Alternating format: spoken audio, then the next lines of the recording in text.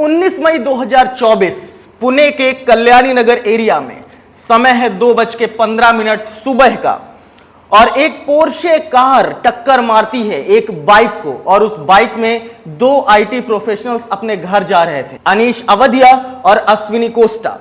तो आखिर कौन चला रहा था वो कार और उस कार ने आखिर टक्कर किस कंडीशन में मारी होगी उस मोटरसाइकिल को, मैं आपको बता देना चाहता हूं कि वो कार एक 17 वर्ष 8 महीने का एक अवयस्क व्यक्ति चला रहा था, यानी नॉन एडल्ट, और वो अल्कोहल भी कंज्यूम किए हुए था। और उस कंडीशन में उसने जिन दो व्यक्तियों को टक्कर मारी वो दोनों ऑन द स्पॉट डेड हो गए। तो आखिर क्या कारण रहा होगा इसके पीछे और क्या पूरी कहानी है, मैं आपको सारी की सारी बातें बताऊंगा। स्वागत है एक बार फिर से आप सभी का आपके अपने फेवरेट चैनल सिविल अफेयर्स पर। और कहीं ना कहीं हम हर एक खबर से आपको रूबरू कराते रहते हैं और आज मैं आपको जिस खबर से रूबरू कराने वाला हूं उसे देखकर कहीं ना कहीं आपके मन में भी संवेदना जागृत हो जाएगी।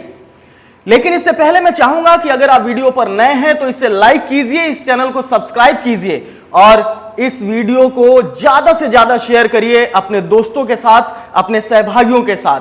अगर आप इसे शेयर नहीं करते हैं तो कहीं ना कहीं ये जो मुद्दा है वो हम और आप तक ही सीमित रह जाएगा। ये एक ऐसा मुद्दा है जिसकी जानकारी जनमानस तक पहुंचनी ही चाहिए। तो आखिर मैंने आपको बताया कि एक 17 साल 8 महीने का बच्चा एक पोर्शे कार चला रहा था, उसके पास ड्राइविंग लाइसेंस भी नहीं था और उसने अल्कोहल कंज्यूम किया हुआ था। वो टक्कर मार देता है सुबह 2:15 में पुणे के अश्विनी नगर एरिया में और दो आईटी प्रोफेशनल्स की मौत हो जाती है। क्या ये पहला वाकया है जो आप सुन रहे हैं या इससे पहले भी आपने कुछ ना कुछ ऐसा सुना देखा है? अगर मैं और सारे उदाहरण की बात करूं तो एक बार ऐसा ही हमें देखने को मिला था महाराष्ट्र में, जहां पर एक बच्चा ऑलरेडी एक कार चला रहा था और उसके बोनट पर एक दूसरा बच्चा बैठा हुआ था और उन दोनों की उम्र 18 वर्ष से कम थी। अगर मैं दूसरे साक्ष्य की बात करता हूं तो कानपुर का ही मामला है। कानपुर में कुछ दिन के पहले एक डॉक्टर के बेटे ने दो व्यक्तियों को टक्कर मार दी और उन्हें गंभीर रूप से घायल कर दिया। उसके पास भी ड्राइविंग लाइसेंस नहीं था और उसकी उम्र भी 18 वर्ष से कम थी। अगर हम बीते 10 सालों का रिकॉर्ड देखें तो कई ऐसे मामले सामने आए हैं जहां पर एक संपन्न परिवार अपने बच्चों को उम्र से पहले कार या फिर बाइक की चाबियां दे देते हैं, लेकिन एक बार भी वो ये नहीं सोचते हैं कि क्या इसका परिणाम गलत हो सकता है, क्या सिर्फ और सिर्फ एक की गलती की वजह से औरों को भी उसका खामियाजा भुगतना पड़ सकता है। मैं आप सभी से सवाल पूछना चाहूंगा कि आखिर उस बच्चे ने जिस बाइक में टक्कर मारी और उस बाइक में सवार दो आईटी प्रोफेशनल्स जिनकी मृत्यु हुई उनकी क्या गलती रही होगी? वो तो अपना काम खत्म करके अपने घर जा रहे थे।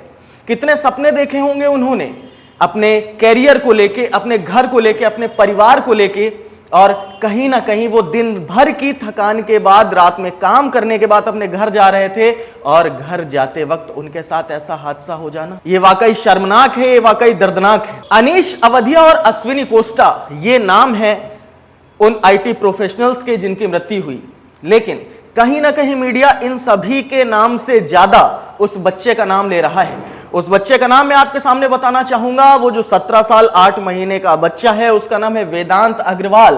और वेदांत अग्रवाल एक बहुत ही अच्छी खासी फैमिली से बिलोंग करता है, बहुत ही बड़े परिवार से बिलोंग करता है। उनके पिता विशाल अग्रवाल बिल्डर हैं और रिटेल फाइनेंसियर भी हैं। इसके साथ ही मैं आपको बता दूं कि उनके दादाजी सुरेंद्र अग्रवाल वो भी एक जानी मानी हस्ती हैं, उनका भी कोई नाम कम नहीं है। जब वेदांत अग्रवाल का नाम यहां पर बीच में आता है तो क्या उनके परिवार वालों ने उन्हें बचाने की कोशिश नहीं की होगी? ये सारी की सारी चीजें आज मैं आपको बताने वाला हूं। मैं आपको यह भी बता दूं कि वेदांत अग्रवाल की उम्र 17 साल है और इस उम्र का बच्चा शराब कंज्यूम करके पोर्शे गाड़ी चला रहा है, तो कहीं ना कहीं उनके घर वालों ने उसे कितनी छूट दे रखी होगी। और समय का भी मंजर देखिए, समय है रात यानी सुबह का 2:15, सुबह के 2:15 पे अगर वो पब से आ रहा है, क्लब से आ रहा है, तो क्या घर वालों को इसकी जानकारी नहीं होनी चाहिए? और अगर आप वाकई इतने सक्षम परिवार से हैं तो क्या आपको उस बच्चे के साथ ड्राइवर को नहीं भेजना चाहिए था? मैं मानता हूं कि आप बच्चे को कार दे रहे हैं, ठीक है, आप उससे प्यार करते हैं, लेकिन अगर किसी कंडीशन में कोई दुर्घटना होती है तो उसके जिम्मेदार भी तो आप ही हैं। आपको ड्राइवर भेजना चाहिए था उस बच्चे के साथ। जब वेदांत को गिरफ्तार किया गया पुणे पुलिस के द्वारा तो कहीं ना कहीं उनका फैमिली बैकग्राउंड बीच में आ जाता है। मतलब मैं आपको ये बता दूं कि वेदांत को गिरफ्तार करने के 15 घंटे बाद वेदांत को बेल मिल जाती है। और बेल मिलने के कारण क्या है? बेल मिलने का कारण सिर्फ और सिर्फ ये है कि उनका ब्लड सैंपल लिया जाता है, उनसे 300 शब्दों का एक बयान लिया जाता है कि उनसे गलती हुई, और उसके बाद उन्हें बेल पर भेज दिया जाता है।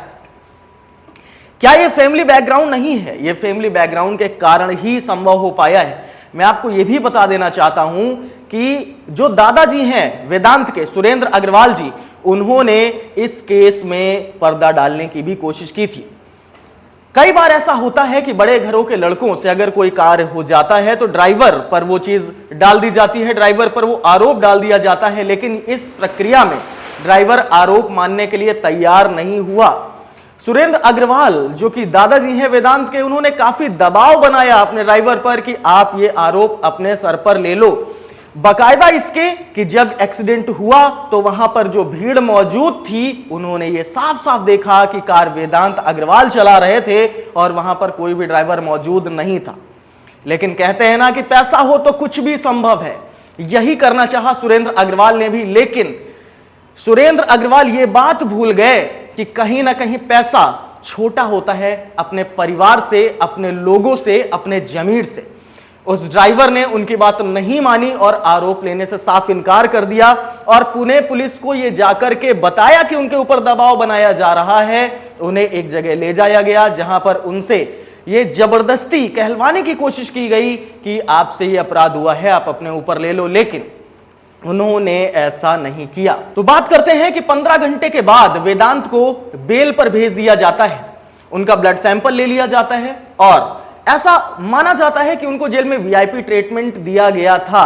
लेकिन इससे बात नहीं रुकती, क्योंकि कहीं ना कहीं जिन लोगों ने जिस बर्बरता से देखा कि पोर्शे कार ने किस तरीके से टक्कर मारी, उन्होंने आवाज उठाई, उन्होंने चाहा कि इसके प्रति आवाज लोग भी उठाएं, और लोगों ने जब अपनी आवाज बुलंद की कि इसके प्रति एक्शन होना चाहिए, वेदांत को सजा मिलनी चाहिए, तो कहीं ना कहीं अग्रवाल परिवार चरमराता सा दिखाई दिया। सोचिए क्या बीती होगी उनके परिवारों पर जिन्होंने अपने बेटी और बेटे को खो दिया किसी दूसरे की गलती की वजह से। किस तरीके से मां बाप अपने हिस्से का काट काट के अपने बच्चों को पालते हैं। आप खुद भले भूखे सो जाएं लेकिन अपने बच्चों को सुलाते हैं। आपने कई सारी मूवीज में देखा होगा और सामने भी आपने साक्षात प्रमाण देखे होंगे कि मां बाप खुद गीले में सोते हैं, अपने बच्चों को सूखे में सुलाते हैं, खुद भूखे रहते हैं, अपने बच्चों को खिलाते हैं, खुद भले कमी में रह जाएं लेकिन अपने बच्चे को पढ़ाते लिखाते हैं, और एक सपना होता है कि उनका बच्चा भी पढ़ लिख कर उनका नाम रोशन करेगा। और जब वो बच्चा पढ़ लिख कर नाम रोशन करने लगता है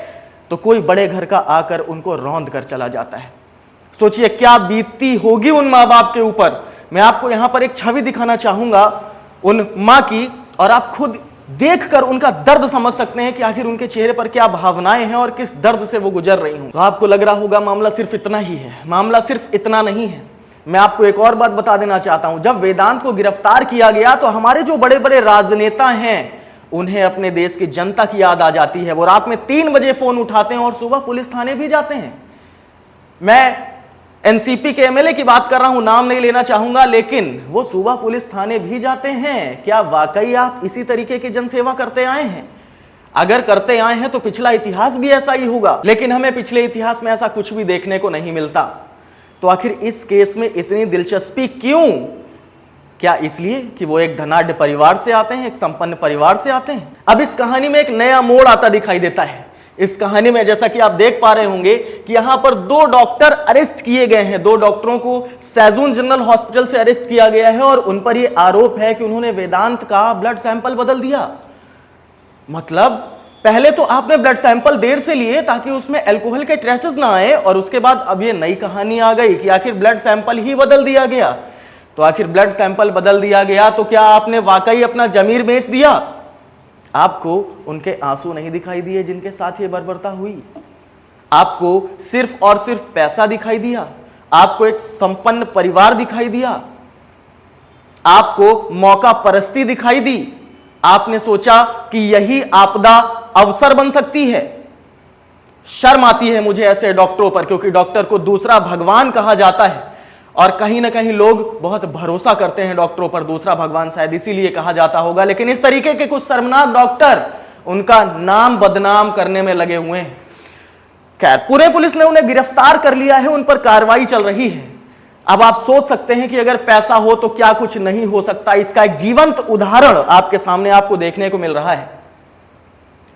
आपके मन में भी इस वीडियो को देखते हुए कहीं ना कहीं सद्भावना आ रही होगी उन दो बच्चों के लिए जिनकी मृत्यु हुई है, और कहीं ना कहीं आपको भी ये लग रहा होगा कि भले उस बच्चे से एक काम गलती में हुआ हो या उसने जानबूझ के किया हो, लेकिन ये एक गलती नहीं है, ये एक मर्डर है।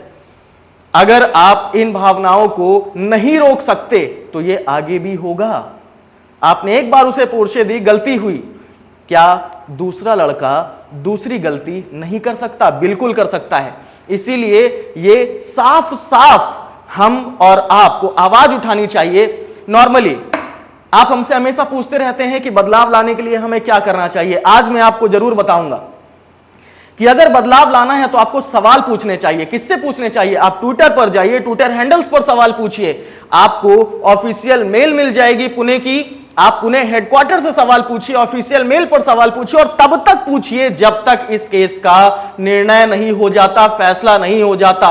हम और आपको एक बन के अपनी आवाज उठानी होगी, और कहीं ना कहीं उन दोनों बच्चों के लिए हमें खड़ा होना पड़ेगा, क्योंकि कल को ये नंबर आपके शहर में भी हो सकता है, हमारे शहर में भी हो सकता है, और इन सारी चीजों को रोकने की जिम्मेदारी हमारी है। आइए मिलकर आज एक संकल्प लेते हैं कि हम इस सिविल अफेयर्स के चैनल के साथ एक अखंड भारत बनाएंगे। तब तक के लिए इजाजत दीजिए योगेश शुक्ला को। धन्यवाद। लाइक, सब्सक्राइब एंड शेयर करना मत भूलिएगा।